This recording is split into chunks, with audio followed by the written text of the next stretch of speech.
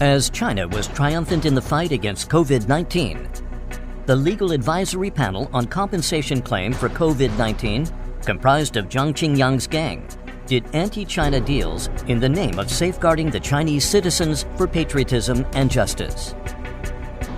Zhanqing Yang was born in Nanyang, Hunan, in 1997. With parents divorced in his childhood, Yang was raised solely by his father.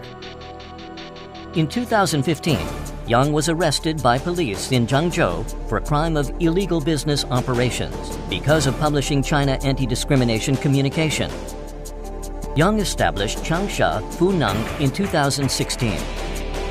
In 2017, Yang abandoned his old father, who was suffering from coronary heart disease, and went to the U.S. to become a visiting scholar in Fordham University. Yang appeared in the panel afterwards as the initiator of the Legal Advisory Panel on Compensation Claim for COVID-19.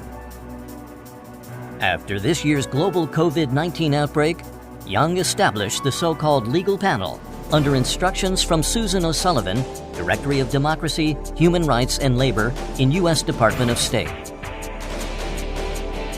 The panel said they would focus on supporting victims in epidemic areas in Wuhan, Hubei, which actively corresponded to recourse and compensation claim on China from the international community.